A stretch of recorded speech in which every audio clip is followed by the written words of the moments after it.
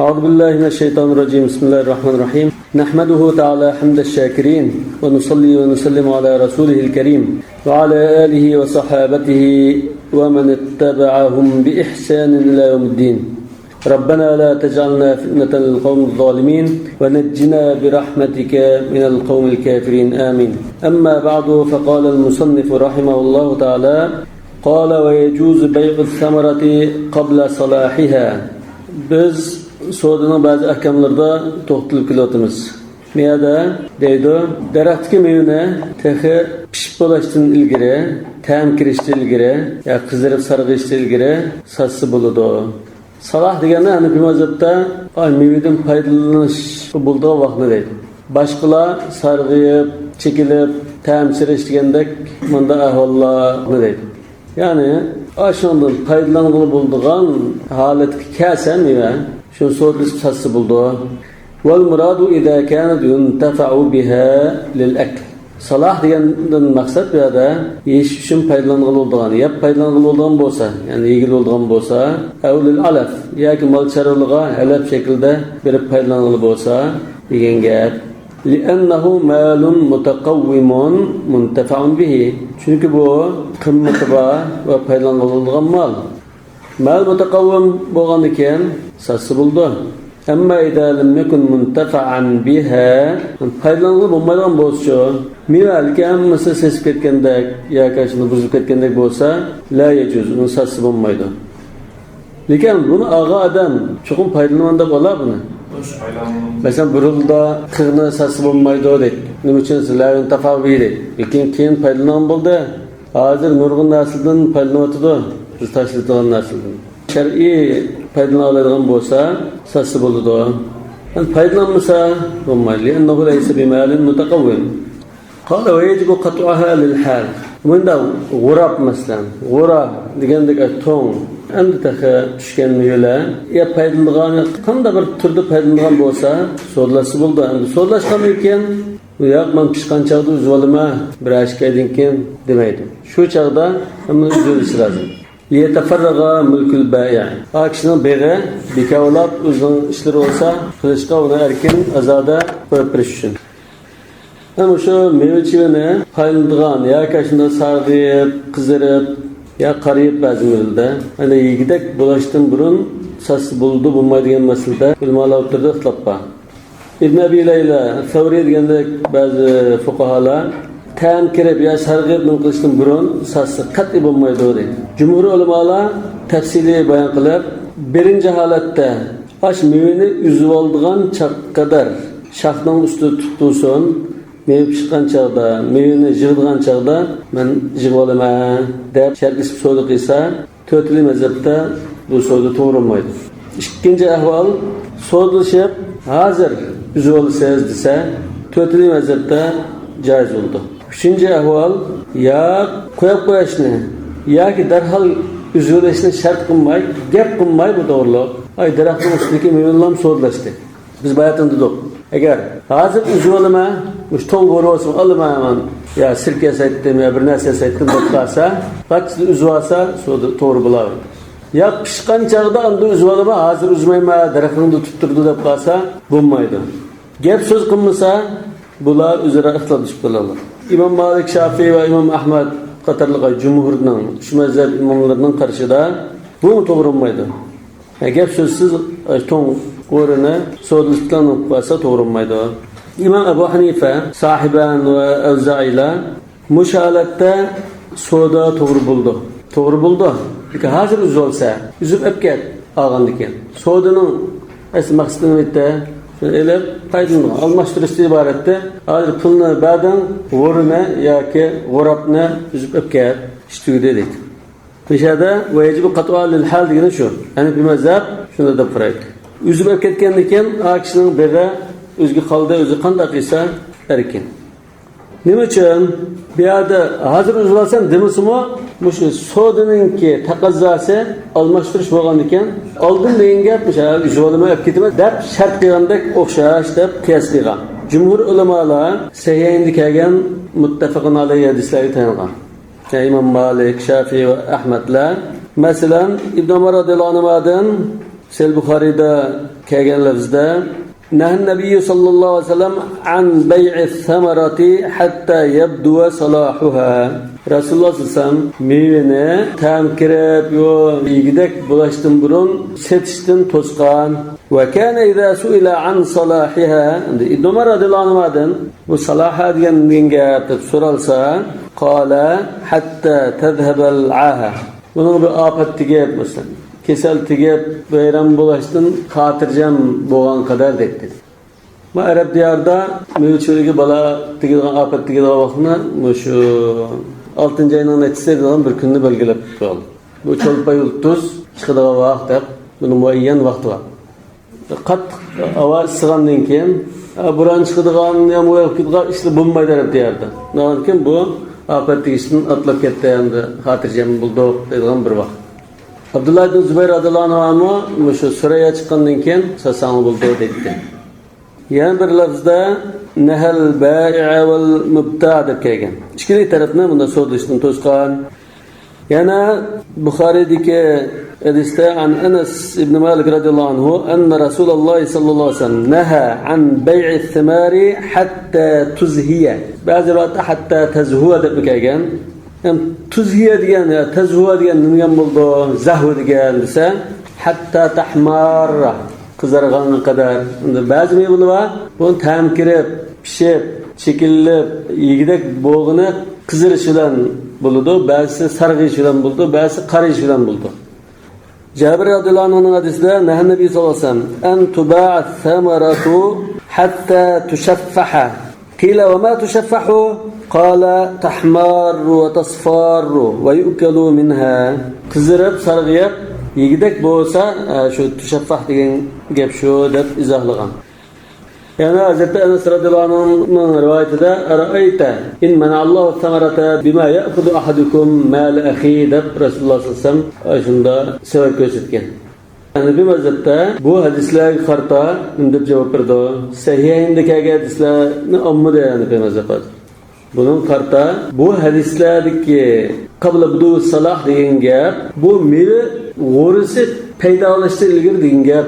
G'o'ri tushdan burun satmon degan gap. Lekin g'o'ri tushgandan keyin yig'iladigan bo'lsa, foydalaniladigan bo'lsa shu salah degan gap shu. Bu yerdan Hanafi mazhab bilan boshqalarningki salahni izohlashda farq chiqadi. Hanafi mazhab g'o'ra yemidan tushib, ya g'o'rab, achchiq g'o'rab bo'lsa-mu, Aşı ya paydalanılgan bolsa salah degan shu. Başqalar ya bu sarg'ib, chekilib, bunda ta'm kirgandan keyin, shirin ta'm kirgandan keyin ondan salah deymiz degan. İmam Tahavi bu hadislardagi nahyini bunun zahiri lit-tanzih. So'rlasanglar hisob bo'ldi. Ikkita va'z bo'lib, asli hisob. Lekin bunda qilmasanglar yaxshi. Chunki endi keyin paydalanmay qilib, baka qo'saq og'riq chiqaran gaplar Şu çağda Resulullah sallallahu aleyhi ve sellem'in aldığı aslında cidal macral tul kelgan bo'lsa, pishmagan o'rinni setolab, qilgan bo'lsa, shuni littenzi, buni qilmasanglar yaxshi degan. Lekin hisob emas, gap emas dedi. Yana Hanafi mazhabining bir dalili biz o'tganki Sahih Buxoriyning hadisini bayon qilgan. İbn Umar radhiyallohu anhu Rasululloh sallallohu alayhi vasallam rivoyat qildi, "Man ba'a nakhlan qad ubbirat fa thamaratuha lil ba'i illa an yashtarita al-mubta'." Mush hadisda Rasululloh sallallohu alayhi vasallam mevasi degan so'zni qildi, lekin bu meva yeyishga yaraydigan, ta'm kirgan, budu salah bo'lgan, ihmar, isfar bo'lgan, bunda mevmi yoki taxe, bunda bo'lmagan g'urab yoki g'urisimi, buni bayon qilmagan ekan, bu savdoda mevasi qo'm oldi ekan, cho'qim buning daraxining o'zi, masalan 100 koy sotib olgan bo'lsak, daraxining o'zi 99 koy. Bir koy ustidagi mevasiga qarta ba'dim deydigan mevaning qarshiligi bir pul bor bunga. Undagi mushunda ash mevani o'ra holatda sotish bormi yo'qmi? Bor. Deb ma'lum dalil keltirgan. Ana demas. Unda varki Hanafi mazhabda shunda to'ng o'rini sarg'ishdan burun so'rilib qolsa bo'ldi. Lekin shu chog'da uzalsa degan. U chog'da uzolmay, keyin ondan pishpo saqlasa, ofat tegdi, quritib ketdi, yoqog'i cho'qoldi deb keyin ondan jidal chiqlangan. Qala va in sharata tarkaha ala ash-shajari fasada al-bay'. Ash g'urab holatda so'rlashdi. So'di to'g'ri bo'ldi dedi. Ama pishqicha daraxt tutib qo'ysin. Men bir oydan keyin salbiy yigidek bo'lgancha epketime dese soda fasit olarak gidiyor. Nima uchun? Bu boshqalarning mulkini ishg'ol qilib turishdan iborat. Xuddi bu men sodlashima, lekin menda bir shartim bor deb qo'shimcha yana bir narsani qit yoki chit to'xtamlashganda. Bu to'tili mazhab o'xshash. Shart qilib qolsa, ishqichi daraxtni ustida turib olsin desa, hisob emas. Li'annahu i'aratun aw ijara. Chunki buni biz qaysi turga kirgizishimiz mumkin? O'z daraxtni tutsin deganni, yo i'ara bo'ldi, daraxtlarni birib tutsa, mevan pishib ustida. Yoki ijara bo'ldi, xuddi bu sodlashning ichida ming ko'yga sodlashgan bo'lsa, 100 ko'yi daraxtni kiralab foydalanaganda, ijaraga olganda bir ahvol. Bundan keyin bu i'ara va ijara fil bay'. Bir sodining ichida bo'lib qolgan i'ara yoki ijara to'xtami. Fayakunu safqatayn fi safqa. Bundan keyin bu bir sodida ikki sodini qilgandek. Bir sodi bir sodini ichiga tiqib, ikkini bir sod shaklida qilgandek, chet sodi qilgandek bo'ldi. Va annahu manhiyun anhu. Bu hadisda cheklangan ish. İmam Ahmad Abdullah bin Mas'ud radhiyallohu anhudan qilgan rivoyatda qala naha Rasululloh sallallohu alayhi vasallam an safqatayn fi safqa wahida. Bu hadisning darajasi hasan bo'lishi mumkin. Hafiz Ibn Hajar Talqisul Habirda gapsiz qilmagan, sakata anhu. Lekin bu hasan darajasi bo'lishi mumkin. Yana bir variantida naha an bay'atayn fi bay'a. Yani ba'zi hadislarda naha an bay'in va shartun. Veya şartını bırakılan qilish mushunga ulkab qilish mumkin. Mevani oldim, lekin daraxtlarda bir oy turib oldi endi. Va kaza zar'u fil ard. Etizligi ziraatmi shunda? Mushunga o'xshash dedi. Kishi tursin deb ko'k bashaqni sodisni desa, hozir o'rab o'tkazsa, lekin u o'rniga vaqtqadar tutursin desa bo'lmaydi. وإن تركها بأمره بغير شرط جاز وطاب الفضل. بأمره degan ay satqıchininki ruxsati, ijozati, amaqul urmay mishada pishiraslar etdizda degandek. Shart qilmabdi sodida. Lekin mayli bo'pti debda. Mayli deyotgandek ahvol bo'lsa, jaza, soda joiz bo'ldi. Va tabal fadlu. Fadl degan mishada mevaning masalan soni ko'payib ketdi. Shuni ko'rsatdi.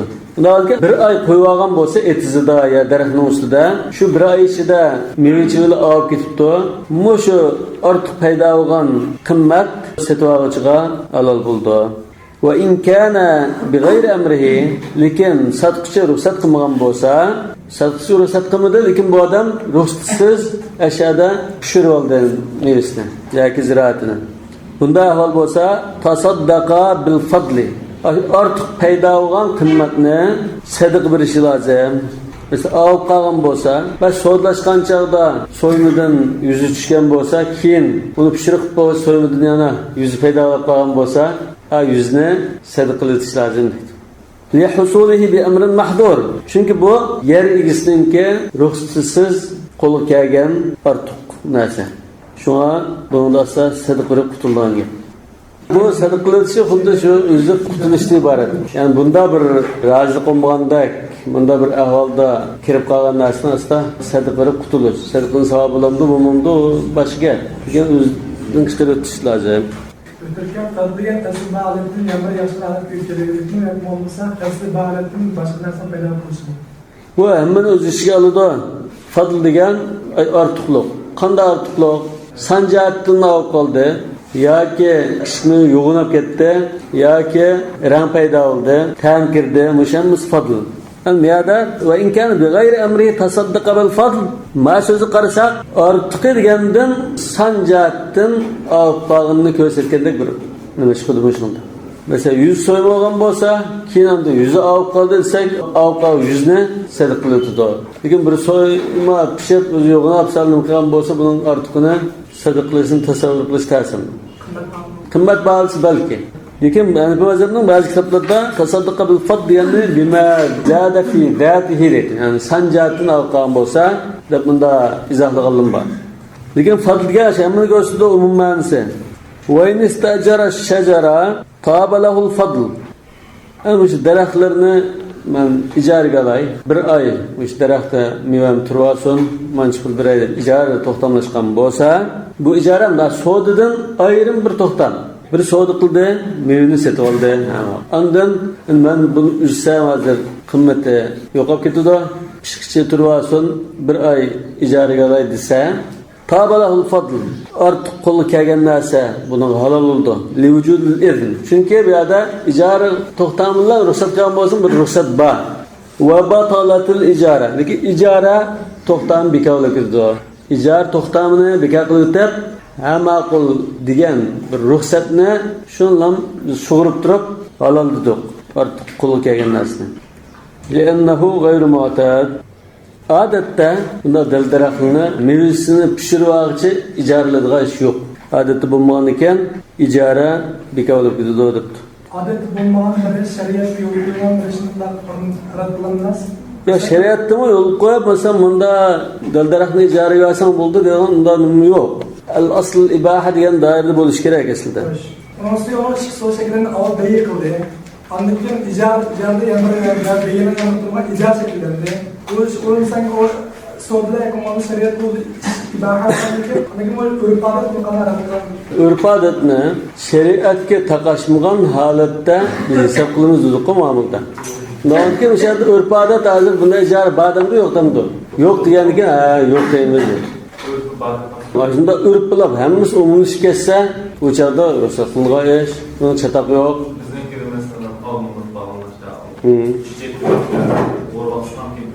Örf bulupqa cheklanmaydi. Odatda bunda ijaraga berish yo'q demoqchi. Ta'lili, ya'ni g'ayr mu'tad, ya'ni jamiyatda shu chaqdagi odatda unda ish yo'q. Endi hozir ba'zi tilda bor desak-chu, bo'ladi. Degan shu, chunki bu ayrim to'xtam. Masalan, uyni ijaraga olganda, daraxtni ijaraga oldi desa, to'g'ri chiqadi.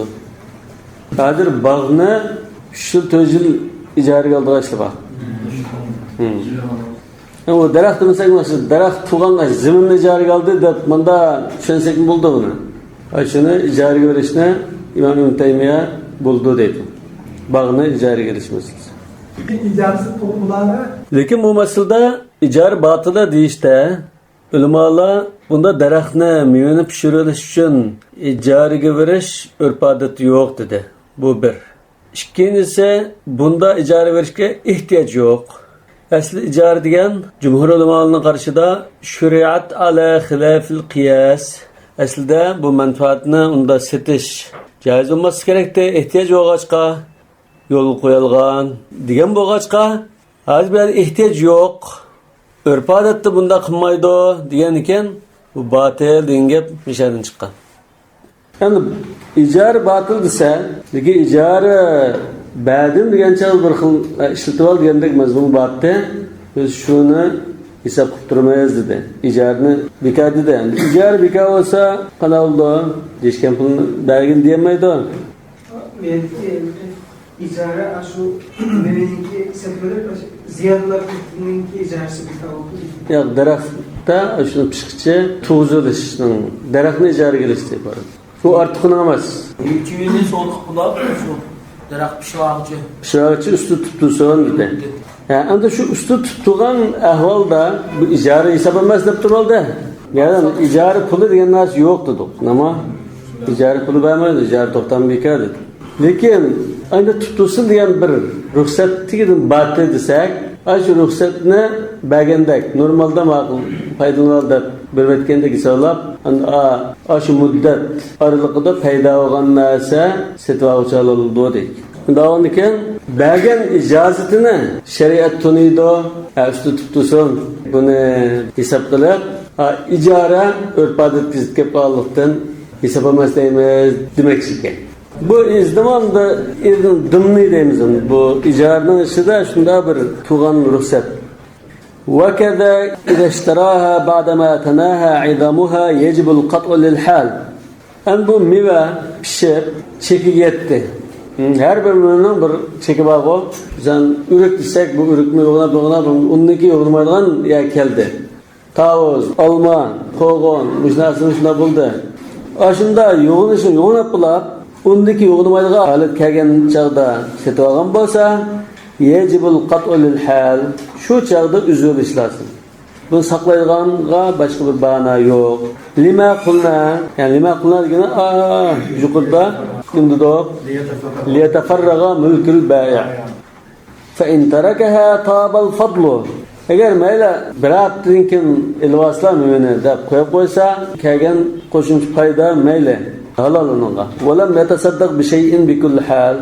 Bu çağda sadaka mısın buldu? Liannehu la ziyade. Çünkü müminin özde yoğunaş ya ki bir avuç diyendek nasip olmadı.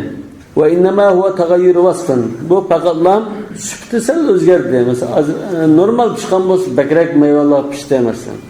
Ya ki renk özgerdi. Fe in şarata bakâeha ala şeceri. Daraktın üstü tuttuğsun da şart düşüp kalsıyor. Bayattan yukarı kısa özlükten meyilde bir hafta karınmayı koyup koygan olsa meyilde doğru. Sadaqansın buldu.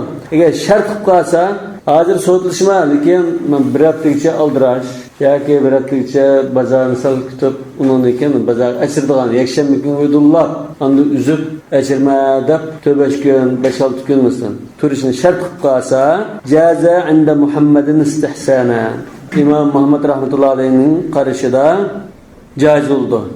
Unda olsa şart qilgan ahvolda Muhammed bin Hasan jaiz dedi, lekin Şeyxan jaiz olmaydi dedi. Şunama yuqorida fe in tarakaha min gayri şartın tabal fadl degan ittifaq ekan. Lekin şart qilsa İmam Muhammed rahmetullahi alayhi istihsanan, yani bu istihsan hazır istihsanul urf, yani örf adet aşında boğaçqa muşu tanlandı.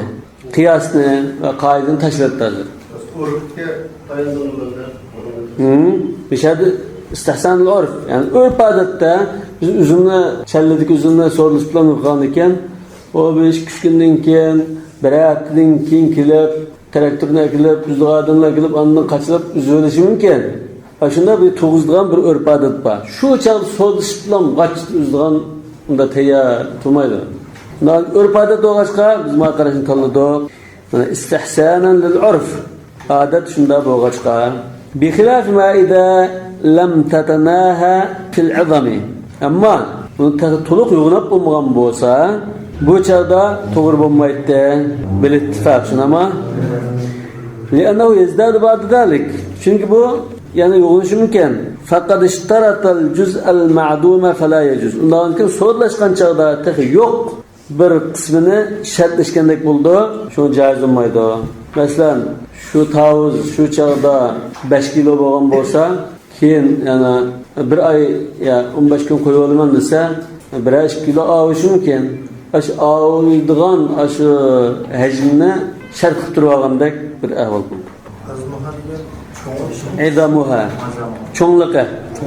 İstihsan deganda biz qiyosni ya bir qoidani tashlab undan kuchliroq dalilni tutishdik. Ba'zida bu kuchliroq dalilni bo'ldi, nas bo'lishi mumkin, hadis. Ba'zida qiyos avlaviy bo'lishi mumkin. Yoki bunda urf degandek ba'zi dalillar bo'lishi mumkin. Ma istihsan degan istilohga diqqat qilaman. Qala fa in kharaja ba'd ath-thamarati. Yani mevaning bir qismi chiqdi, shunami? Ba'd ath-thamara bir qismi chiqdi degan, masalan, ajda qo'g'indan hozir yuzi tushdi, so'yimidan yuzi tushdi. Yani bu da yana sal saqilsaq yuzi tushishi mumkin. Aw kharajal kull yoki shu bir etizdan san 1000 tal qo'g'in 1000 tal ham tushib bo'ldi. Lakin ba'dahu muntafa'un bihi. Lekin ba'zilari burroq tushgan, buni hozir so'yib yesakmi, yeyiladigan. Ba'zisi shundalan to'g'rilatda. La yejuzul bay'u lil jam' baynal mavjud vel ma'dum. Undan keyin birinchi ahvolda bir qismi tushdi, bir qismi tushmadi. Bir qismi ma'dum, shunami? Bo'lmadi. Yoki hammasi tushib bo'ldi, birisi foydalanmaydigan holatda. Eğer ya paylangan ya alet kurduğun alet olsa caiz buldu ne mazhabda. Hadi bu paylanmayı halatda. Bunda olan kim bulmaydı. Ne için? Ise biz muş soğududa ba mevlen yok mevlen ikinci cemler soğulaşkan buldu. Vel mutakavvim ve gayri mutakavvim. Kımmeti ba mevlen kımmeti yok mevlen cemler turup soğulaşkan buldu. Mesela koğulamamazsın. Öncümü şunda mısın? Birinci pişimi var, ikinci, üçüncü pişimi var. Bu bir aydan keyin, 15 günden keyin payda olab chiqishi mumkin. Fatabqa hissatul mevcud mechhula. Undan keyin hozir shu ba meva nech pulni egalladi desak, buni bekitish tez. Noma'lumdek bo'lib qoldi. وكان شمس الأئمة الحلواني والإمام أبو بكر محمد بن الفضل البخاري رحمهما الله يفتيان بجوازه في الثمار والباذنجان ونحوهما. Aqaqdan tushadigan, ya bir qismi tushib, bir qismi bundan tushadigan yoki aqaqdan pishadigan muhimda mevlarda Shamsul Aimmal Halavani va Muhammad ibn al-Fadl Buxoriy bular bunda so'zlashib qolsa joiz deb fatvo berdi. Shamsul Aimmal Halavani kim? Shamsul Aimma degan hanqozatga xili ko'p ulamolarningki unvoni. Orta Asiya ulamalarida ko'pincha dardiblik, hayvatlik unvonlar bor. Faxrul Islom, Sadr Sharia. Shamsul Aimma deb ismi kelmasa, Shamsul Aimma Saraxsi maqsad qilindi. Shu Shamsul Aimmal Halavanining shogirdi. Yalğız Şemsul Aimma Saraxsi yoki Halavani deb kelmasa, indal itlaq yuradu bihi Şemsul Aimma Saraxsi sahil mabsut. Mabsut degan mashhur asar. Ani boshqalarni maqsad qilib qolsak, ismi bilan, ya'ni nisbat bilan deymiz. Şemsul Aimmal Halavani, Şemsul Aimmal Kardari masalan. Halavani degan nisbat halva yasab setishga berilgan nisbat. Yani bu ulamalar hammasi shunday kasb bilan shug'ullanib halol yeydi. Halol yeydi degan ma halavani, iskafi, endi nimalar hammasi hunar kasbini ko'rsatgan bo'lg'achqa, bu ulamalar hammasi shunda hunar kasb qilib turmushini qilmoqda. Shamsul Aimma al-Halavani Abdulaziz ibn Ahmad ibn Nasr al-Halavani min ahli Bukhara. Şu zamandaki, muş kişi yaşayan zamandaki Hanefi mezhep ulemalarının imamı. Kattı şu. Şemsul Aimma Saraxsi'nin ustazı. Muşu Şemsul Aimma al-Halavani'nin el-Mabsut diyen kitabı var. Şemsul Aimma Saraxsi'nin el-Mabsut diyen kitabını biz ötken konuştuk. 15 mücellat da bunun köpüncüsü turmada durup kuduk. Turmusu üstündeki şagirdlerine imla etmegen. Şemsul Aimma al-Halavani 448-yili vafot bo'lgan. Şemsul Aimma Saraxsi belki 480-chi bo'lishi mumkin. Va Şemsul Aimma al-Halavani Buxoroda dafn qilingan. Ya diqqat qilsanglar, Hanafi mazhabning mazhab qarashi bunda kezayotgan bo'lsa, Buxorodagi bizning ulamolarimiz rolini g'ach burab, mayang boshlab qo'ygan. Hanafi mazhabdan o'zi o'zgartirdi, ilgirki imomning qarashini. Bunda misollar xili ko'p. Chunki ba'zi urf-odat, qiyinchilik bunda bo'lgan ekan, bunda qarab fuqarolar kallini ishlatib, bunda desak bo'ldi deb bunda ijtihod qilgan bo'ldi. Yo'q kitobda bunda deganda bilan o'tag'ish yo'q. Val imam Abu Bakr Muhammad ibn al-Fadl al-Buxoriy buni biz o'tgangi kitob zakotimi tunishtirdik. Muhammad ibn al-Fadl Abu Bakr al-Buxoriy al-Kamari bu Şemsul Aimma al-Halavani'nin ustazi. Undan keyin Şemsul Aimma Saraxsi Şemsul Aimma al-Halavani'ga shogird bo'lgan. Şemsul Aimma al-Halavani Muhammad ibn al-Fadl al-Buxoriyga shogird bo'lgan. Bular bunda aqaqdan pishirgan mevilda ruxsat qilinmas. Endi so'zlashib qolsa bo'lardi. Masalan, shunda anju, tavuz deymiz, shunda mevlar. Endi saykuldan bazinjan, pomidor degandek narsalar, tarxamak, aqaqdan tushdi-ku. Ruxsat qilamiz degan. Mushu masalada 3 xil ahvol bor. Birinchisi, mevaning hammasi tushib bo'lgan bo'lsa, Imom Abu Hanifa sohiban hammalar satsi bo'ldi deydi. Hech narsa tushmagan bo'lsa, satsi bo'lmaydi. Yani ba'zi tushib, ba'zi tushmagan bo'lsa, zohir mazhabda, zohir rivoyatda, zohir mazhab bizning Hanafi mazhabninki qoidasi bo'yicha desak, joiz emas degan chiqadi. Ama ikki imom joiz dedi. Bu hazır tushgan meva bor. Bundan keyin tushadiganni shuni tava deb qo'shib so'zlashasak bo'ldi. Istihsanan. Nima uchun? Urf odat bor. Bunda so'zlashda. Yana bir tarafdan zarurat bor.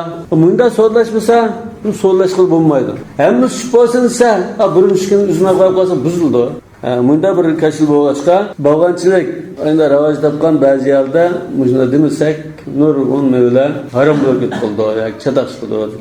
Bular ja'ala, bu ikki olim ja'ala al-ma'duma tab'an lil-mawjudi.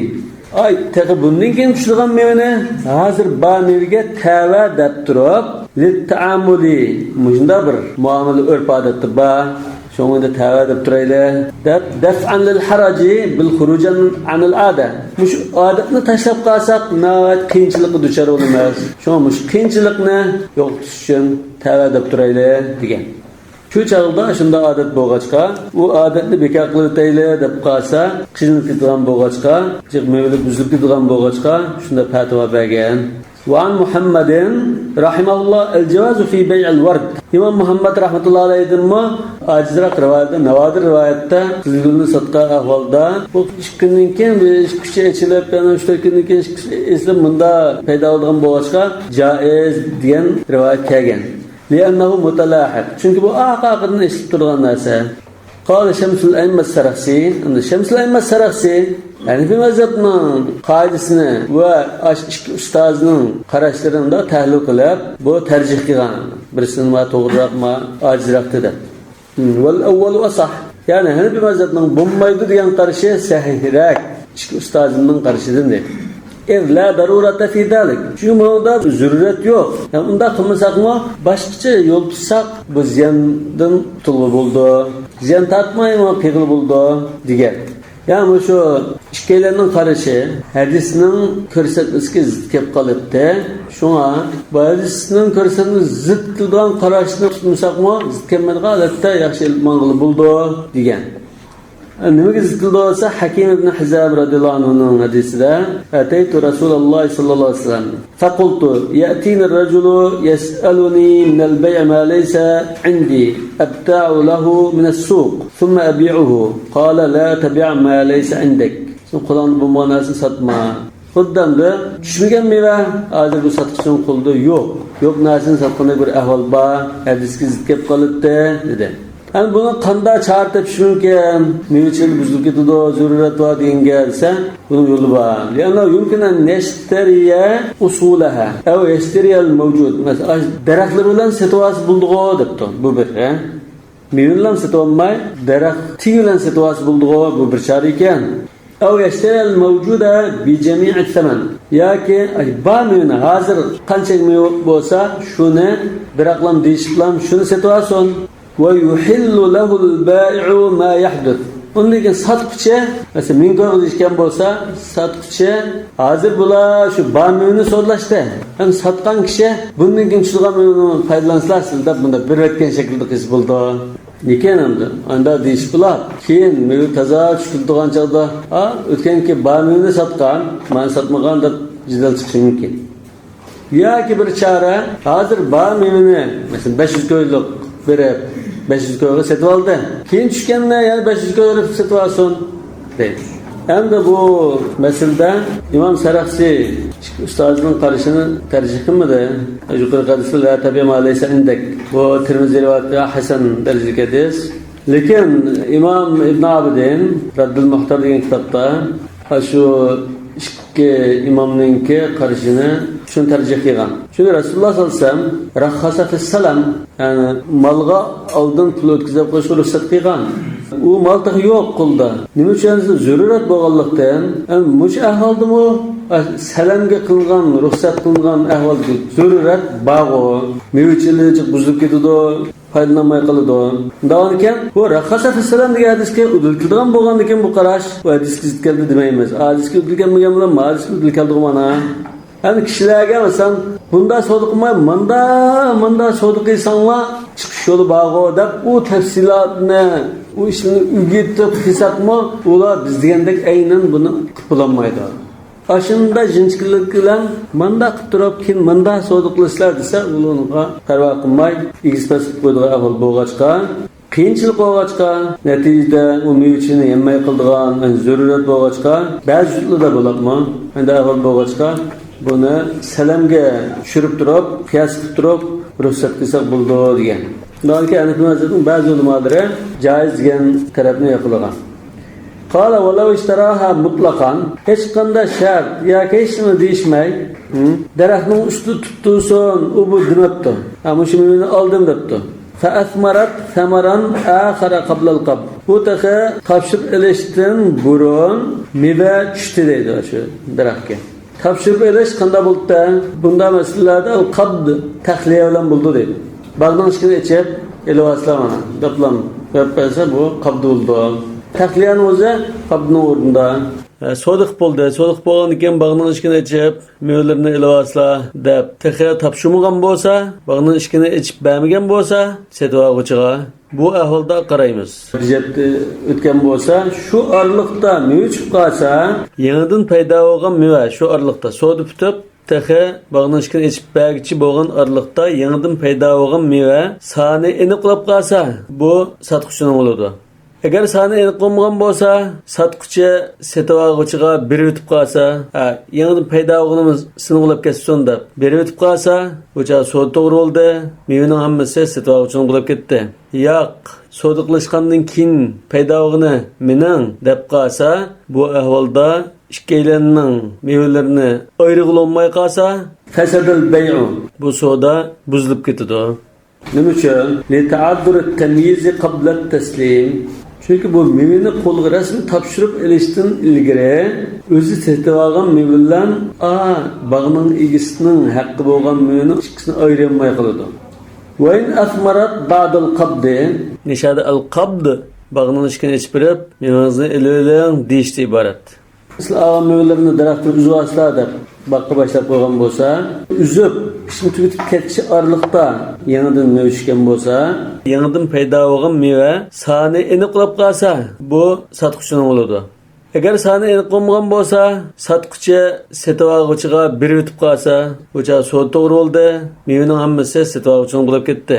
Yo'q, sodi qilishgandan keyin paydo bo'lgani mening deb qolsa, agar soni aniq bo'lmagan bo'lsa, bu ahvolda yangi tushgan mevada ikkili taraf o'rtaq shirik. Degan desak, mingtal pedigan tushganlar so'zlashib, bag'ning ishkini ichib bo'lsa, jivoslab ko'tariladi desa, bu odam 2-3 kunda yig'dimi, 4-5 kunda yig'ib bo'g'ichi orliqda, bu orliqda tushgan pedigan ikkilan oldiga o'rtaq. Yangi paydo bo'lganda ikkilan shirik. Sotquchining mevasi bilan setvoqchining mevasi aralashib ketgan bo'lg'achqa, bu ikkilan yangidan paydo bo'lgan mevada shirik bo'lib qoldi.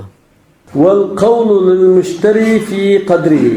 Bu yerda yangidan tushgan manchilikda men sotgan chaqda 1000 tal degan bo'tdi. Hozir yana 1000 tal tushib qolibdi. Menga yangidan tushibdi, 2500 olamiz deb qolsa, talash oldu. Hammasi jiqra qasam deydi. Bu talashlar için qanday bitirib qilamiz? Setvoqchining so'zi shu hisob bo'ldi. Manchilik, unchilik deyishdi. Li'annahu fi yadihi. Chunki bu qo'lga topshirib olgan degani taxliya bilan qabd qilgan hisobdir. Qo'lga olgandek bo'lgan ekan, bu qo'lga topshirib olgan narsada ortiqlikni manchilik, unchilik deb bir tartishayotgan holatda mushuning so'zi hisob. Çünkü bu müşrin kulu ditti ve huve münker, bu inkar kıgalat yok, yani artık bu pağını mıntalamaz, 200 tal yanından düştü deb turağın bolsa, müşü qasam kılıdı. Müş qasam qilsa, müşün sözü hesap kıldı. Yani al-qawlu lil-müşteri ma'a yaminihi deymiz. قال ولا يجوز أن يبيع ثمرة ويستثني منها أرطالا معلومة. Bir bağının mevesine soğuduşup, bundan mançı can deyler, atıl diyen bir cana yakın 400 gram etrafında. Mançı can, mende kapkaldı kağını Allah da bunda istisna kıysa, bulmaydı. Bu kitapta i'timat kılan qaraş. İmam Al-Hasan ibn Ziyad, Ebu Hanife rahmetullahi aleyhden müşünde rivayet kıygan. Bunu İmam Tahavi ve Kuduri rahmetullahi aleyhle tanıgan. Ma kitabın muallifimi, mevsulimi, muşkarasını tanıdı. Nima uchun? Li cehaletil baqi. Çünkü mesela 100 kilo ma'ab qalma qag'inni Alloh shu bag'ni mo'yisdan desa, qapqag'in qanchalik chiqadi? Noma'lum. Noma'lumlik bo'lg'achqa joiz emas. Va qila degan qarash, ya'ni bu mazhabda ikkinchi qarash. Buni ba'zi kitoblarda sahih deb shu zohir rivoyat shu. Qila degan qarash, ya'ni bu mazhabda zohir rivoyatida. Yejuzu li jawaz bai'ihi ibtida'an. Çünkü bu artalan ma'lum emas. 100 kilo desek, odatda 100 kilo mevani bir bag'dan satqili bo'ldi-ku. Wal aslu anna ma jaza bay'uhu ibtida'an yajuz istithna'uhu. Odatda satsa bo'lgan narsa bo'lib qolsa, uni istisno qilib bo'ldi. Mesela 100 kilo meva satsak bo'ldi-ku. Ondan keyin bütün bir bağlama üstten 100 kiloni istisna qilishga bo'ladi. Kabaya subratin illa qafizin. Xuddi masalan bir duva oshlikdan bir qafizni ya bir charakni ap qilib qog'ini satsa joiz bo'lgandek. Va qafizin min subratin yoki bir duva oshlikdan bir qafizni ham sotgandek. Bixilafil hamli. Bu nima o'xshamaydi? Hayvonning qo'stidagi qo'za masalan, turalmalarni istisno qilsa bo'lmaydi. Masalan, ma sog'liqni sotgan, qo'stidagi qo'zisi buning sirtida deb menda setish bo'lmaydi. Va atrofil hayvon, masalan bir qo'yni setib, buning bir qo'li buning sirti degandek. Haythu la yajuzu istisna'uhu li'annahu la yajuzu bay'uhu ibtida'an. Chunki qo'saqdagi qo'zisini odatda savdo sifat qilinmaydi. Hayvonning bir parchasini odatda savdo sifat qilib bo'lmagan ekan, bo'lib bo'lmaydi, lekin aniq narsalar, odatda savdo qilinadigan narsalar istisno bo'lsa, bag'ning mevasi to'g'ri bo'ldi deydi. Bu qiyla degan qarash zohir rivoya. Bu zohir rivoyaning qarashi bo'yicha buyalik bir noma'lumlik, masalan, shu bag'ning mevasida 100 kiloni olib qolaman. Uningdan boshqani sotaman, 100 kilosi menga lozim deb qolsa, bu yerga noma'lumlik bir talash-tartishga ilib bormaydi. Chunki bu yer so'zsata qilgan, mushu bag'ning degan ekan. Mushu bag'ning desa, biz savdo qilgan chog'da ma'noga sotaman deb ishora qilsa bo'ldi deb tushunamman. Bu manchilik narsa demasmi? Ma'no desa bo'ldi dedi. Undan keyin mushu bag'dan degan ekan, ko'rsatish orqali, kurash orqali buningdagi noma'lumlik yo'qaydi. Ishorat orqali, ru'ya orqali. Ham buning umum qanchalik nima chiqdi, chiqdi, buni bilmaslik savdo jazosini to'sib qolmaydi. Chunki bu yerda bir ishorat bor. Mana mushu bag'ning degandek bir ahvol bo'lgan ekan, mayli. Hatto masalan bayon mujozaqa desa, qarasqamasdan turqini ko'z mo'lchari bilan savdolasi bo'ldi dedi-ku. Qaychi tonni chiqishini bilmaydi, necha kilo chiqishini bilmay qarablam joiz bo'ldi desak, shu baqqa qarablam 100 kilo chiqib qolsin, qolgan olay desa bo'ldi deydi. Undan keyin ma'mo zohir rivoya bu kuchli qarash, shunga ba'zi kitoblarda, masalan Tabinul Haqoiq degan kitobda zohir rivoyani e'timod qilgan. Undan keyin Hanifi mazhabning qarashi ikki xil chiqdi.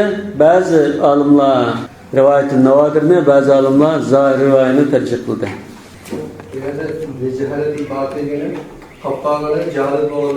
Yo'q, setolgan narsa noma'lum emas. Mesela bir bağ sizin kollarda. 100 kilo üzüm bana lazım. Soğuk salam kıdığacı işletemem. İmandaşlıkım bayağı toy var. Bak kapkağını satmaya alsılar. Mesela bir tonlu çıksa 900 kilo deyendik. 900 kilo çıkan da kapkağını. Ya bir tonlu çıkan da ya 800 kilo çıkan da onu kullanmaydı değil. Esli ma'lum bo'lgandan bir sonda chiqadi. Esli ma'lum emas hozir. Masalan bu bir tonna chiqdi, 100 kilo men qapqol 900 kilosini sotaman demaydi. Chunki bu shaxtga narsa. Buni bunda taxmin bilan qarab qo'y, lekin qancha chiqsin aniq bilmaslik mumkin. Yaxshilarning armonlik deb ana demoqchimi bor, yo boshqa gap bormi? Yo'q. Uni arvalash emas, sodlashgan neva hozir qanchalik o'sha aniq bilmaydi deydi. Uni olmasam xabarda shu baribir 100 kilo qapqol o'ldigani aniq bu. 100 kilo kilolardan olib qoldimi? Qapqog'ini qancha chiqdi? Qanday qilamiz buni? Qulunmaydi. Mesela döndürülen basın mesela ayrılmış. Ama zahir ayda bunda da bir devre. Zahir ayda mesela 100 kilo demeyle ama şundan döndür aldıdan da aynı asa bu ne kiloluk malum emasdı o. Sen bunu caiz edin. Unda onu ki mal elbette caiz oldu. Şu zahir ayda hazır sildiğin qarash bo'yicha ma navodirga devrali. Şu bazı ulamalar zahir ayını tercih qildi. Bayal mujazafaga qiyasli bir tariqin avlada. Qala wa yajuz bay'ul hintati fi sumbulha wal baqilla'i fi qishrih. Buğdayni boshqadan tug'izib satsa bo'ladi. Wal baqillar degan purchaq, Misrda ishlaydigan ful. Ko'k purchaq bu. Harvada sotadiku, ko'k manda unda barmoqdak. Aslanlar ichidan no'qitdek shu purchaq chiqadi. Shuni ash ko'k holatda qo'shilgan satsa bo'lardi. Jumhur ulamoning qarashi bu. Hanifi mazhab va jumhurning qarashi. Wa kadha simsimi wal aruz wal jawzi wal lawzi.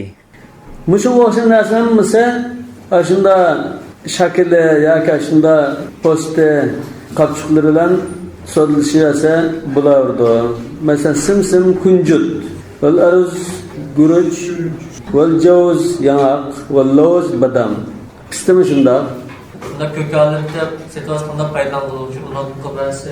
Ko'kalatda siz yeyotgan ta'miya shuni ko'gidan qilgan narsa. Shabravining ta'miyalarni yegan bo'ladi. Yo'q, ko'gidan foydalanadi.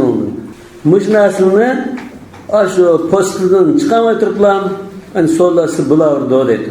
Jumhur ulamolar, Hanafiylar va jumhur dedi. Shafiy mazhabda, yo'q Shafiydan kelgan bir qarashda bo'lmaydi dedi. Çokum buni shunda xamanda jo'rib, shu bug'doyni rasmi so'rib, nim qilib olgandan keyin taqa qachadan endi bug'doyni nim qilsa. Lima ruya annahu sallallohu alayhi vasallam naha an bay'il as-sumbuli hatta yabyadda wa ya'man al-'aha. Yani Hanifi mazhabning jumhurning dalili bu sayyidis. Sayyid Muslimninki rivoyatida anna Rasululloh sallallohu alayhi vasallam naha an bay' an-nakhl hatta yazhuwa wa an as-sumbuli hatta yabyadda wa ya'man al-'ahata naha al-ba'i'a wal-mushtari. Bashaq oqirib ofatdan o'tib ketganga qadar setishdan to'sqan. Bu nimani bildirdi? Oqirib shu bashaqning shir bo'lsa, ofatdan o'tlab ketgandan keyin shuni satsam bo'ldi degan. Vali annahu malun muntafa'un bihi. Yana bir tarafda pesaq bu foydalanadigan bir mal. Fayjuz bay'uhu sasi bo'ldi. Davomga sasi bo'ldi. Va alal ba'i'i endi mushunda narsani satgan ahvolda, misol shu bug'doyni boshqadan satdi. Bu xamanligini qilib, bu setpoqcha alayda geçti setdi. Ko'rib qo'ygandan keyin yani satgan kishi va alal ba'i takhlisuhu bid-diyasi va tadriya. Satgan kishi buni xaman tepib, so'rib, bug'doyni shunda mana hocam aslab tayoq berishi lozim. Diyas yani destidigan bo'ldi. Yenjide, destide. Shu bug'doyni va xamanda tashilan izimiz bor. Xaman soqda, xaman tepdi desak, xaman tepishadi. Diyas deymiz shuni. Xaman istig'a kalilni, biz kal istig'a yerda davo istaymiz. Ayında xaman tepirdigan chorvalar deganman. Va tadriya davo so'raymiz. Tadruhu riyah. Ashishni qilib bug'doyni tayoq birdo satqishi va kada qutnun fi firash. Shundaqla bir ko'pi desak, bu ko'pining ichidagi paxtini setibdi birisi. Hali buni olsa xuddi bashaq o'xshashni desak, ko'pining asta shu qaplari qapqalida ichidagi paxtini so'zlashda joiz. Bunda ahvolda alal bai'i fatquhu. Ko'pini ishtib cho'p paxtini asmana deydi. Satquchining majburiyati bu. Li'anna alayhi taslimahu. Chunki u malni topshirish lozim. Amma juzad samarati, juzad deganni biz jiddad desak bo'ldi, juzad desak bo'ldi, dallan desak bo'ldi, jiddad desak bo'ldi dedik. Mevani uzib elish, kesish degandek. Mevani uzish bo'lsa va qat'ur ratabati, rataba degan shika qumuch. Agar rutab desanglar, xoma yoki shu mevaninki ho'l taqa, yangi pishqanlarni ko'rsatadi. Ma'u rataba bu shika qumuchi. Shika qo'michini satgan bo'lsa kesilishi va qal'ul jazari val basali va amsalihi sabza, piyoz, chamg'u masalan. Shunday narsani etizdan yurib elilishi va setolishi majburiyatda. Bu setolish sen etizdan yig'ib birsa deb turasizmi? Ben satdım uzun jig'ol dedim. Li'annahu ya'malu fi mulkihi. Çünkü o aşağı nimaga ega bo'ldim. Sodilan aşu sabza, piyozga ega bo'ldimi? O o'zining mulkini ilib ketishi lozim. Valil urf va yana bir tarafdan urf odatda shunda. Urf odatda shunda setolg'icha yurib olib ketilgan. Jig'ol ekan. Shu chog'ning urf odatida. Shartlasi bo'ldi. Al-mashrut shartan kal ma'rufi urfan. Wal muslimuna ala shurutihim. قال ويجوز بيع الطريق وهبته yol, tariqi yol, bir ko'cha. Bu anda bir shaxsning ayrim bir yo'li bo'lib qolsa, shu shaxsning ig'dorchiligiga yo'l, shu yo'lni satsa bo'ldi. Bu yo'l demakliklar bir aqyam bu. Lekin yo'lga ishlatilgan shuni. Cho'ng ko'chaga chiqish uchun ishlatilgan bir yo'l desak, bu o'zining mulki ashizmi. Shuni satsa bo'ldi deydi. Vahibatu boshqalar bervatsin bo'ldi hadiya qilib. Wala yajuz zalika fil masil. Lekin iqinlar demdi. Selkase aqdigan iqinlar. Yak bir masalan erik ustandek bolsa, buni satsa bo'lmaydi. لأن الطريقة çünkü bu yol موضع من الأرض معلوم الطول والأرض bu çekçigirisi iniq olgan bir urun külümü iniq mançı metrede lakin bu bir zeminle satışta ibaret feycuz caiz bu ammuvi yol emas o'zining shaxsiy yo'li o'zining idachilik yo'li bu vel mesilu su aqdigan shunda sal qildigan yoki unda erib ustanlar bu bo'lsa mavdu saylanma ash eqin ustanning tegişi zemini ve huve mechul bu uzunluk aniq olsun kenglike taz aniq emas annahu yaqillu ve yakturu çünkü sal taza shu jiqkasa bu joy chiqishi mumkin az gap qasdin eriqqa jiq suv kelgan chog'da to'lab sal kengaydi az kelsa tarayib ketadi çünkü bu aniq emas ama metrlab mancha metr satdim desa shu eriq ustanni bulardi lekin mana metrlimiga noma'lum holat uni satsa bo'lmaydi demoqchi قال ومن اشترى سلعة بثمن أنا bir tovarni bir pulga setib oldi. Yani tovarni setish va tovarni pulga setish va shunama. Hali bu yerda tovarni pulga sotgan holda sallamahu avvalan. Oldi bilan ash pulni topshirdi.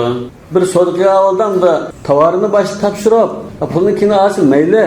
Lekin yo pulni bersa, andimma tovarni berma deb tursa, pulni beradiğimiz. İkkidan da taş oldu. Sodqigan mavo masalan, "Men tovarni bermatido, tovarni bas pulni berdim." Yani birse, "Ya pulni bersa andim bermandima" deb davolish qilsa, biz oldidan pulni bersa deymiz. Pulni bergandan tovarni beradiğimiz. Bunda ayrıp qo'yamiz. Tahqiqan lil musawati baynal mutaaqidayn so'zlashgan ikki tarafninki barobarligini vujudga chiqargan asosda shuna qilamiz. Annal mabi'a yata'ayyanu bit tayin. Chunki mush tovar hozir, mush tovarni oldim degan bilan ini qo'yib ketish nima? Tovar ina. Va thamanu la yata'ayyanu illa bil qabd. Lekin pul mutayin emas. Pul emasdan manda deyishgan bo'lsa balki mutayin bo'lar. Ma'ni mush pulga deb degan bo'lsa shu mutayin bo'lishi mumkin. Şu puldan da bir alaylık olsa, peki unda bu ahvalda 10 köy qilgan bo'lsa, 5 köylükten 2'ni basım buldu, ya 5 köylükten 10'nu basım buldu, 10 köylükten 1'inchi qilib basım o, puldan basım buldu. Muayyen bir pul degan nima yo'q. Lekin endi shu mabiymo ba'zida, masalan, nasl olsa, ko'nglakdan birini, masalan, ya qulubdan birini degan bo'lsa, bu mutayin bo'lmasligi mumkin. İlk vaqtdan bu zot chiqadi aynan narsa bo'lgan balki mutayin bo'lmay bir narsani so'zlishi mumkin. Falihada shturita taslimuhu. Undan keyin sotuvchining haqqi aniq bo'lish uchun setuvchining yani chiqadagi puldan oldigan pul aniq ayrilish uchun pulni burun topshirib deymiz. İlla yakuna muajjalan. Faqat lam nesi sotgan bo'lsa bu chaqda uni hozir topshirsan demaymiz. Annahu asqata haqqahu bit-tajil. Kim basin bo'ldi deb o'zi haqqiga rozi bo'lgan bo'lg'achqa hozir topshir demaymiz. Fala yasqutu haqqul akhar. Undan keyin qarshi tarafninki, yani setuvchininki haqqi saqtulki, uningga malni topshirish lozim. Pulni kim basin bo'ldi deganki oldindan malni topshirib, uni pulni kim deyishgan bo'yicha bir do deymiz. Ve in ba'a sil'atan bi sil'atin. Unda tovarga almashtirgan bo'lsa, buni setishdidoq soda. Aw thamanan bi thamanin. Ya pulni satgan bo'lsa, pulni satsin bo'lsa, sarf bo'ldi. Sallama ma'an. Tan elib berishido dedi. Ya albatta unda birisi pulni sanab bergandan keyin sanab bersa mayli. Lekin bu odam qo'rqabamdi. Yo'q, ash pulni bersam birim bo'lmasa, qo'lingga apolaplam. Nari pul oldim deb turolsa, deb qo'rqab qolsa, biraydan ayirib qo'yam desa, unda olsa tan berib almashtirishlar deymiz. Bo'lmasa unda bular pishgan bo'yicha biraydan boshni berib, yana birisi kim bas bo'ldi. Lekin ashunda ahvolda unda tan berishinglar deb talqin qo'ygan. Yani çokum palani mana burun topshirdi, undan keyin sen topshir deydiganim yo'q. Chunki bu yerda hozir ishkili ise tovar, ya ishkili ise pul. Bu yerdan da tasviyatan baynama her ikkisininki haqqi muayyanlashda yoki muayyan bo'lmaslikda ikkisiga teng muomala qilishdan ashunda qilamiz. Vallahu a'lamu bis-savab. Subhanakallahumma va bihamdik, ashhadu an la ilaha illa anta, astaghfiruka va atubu ilayk.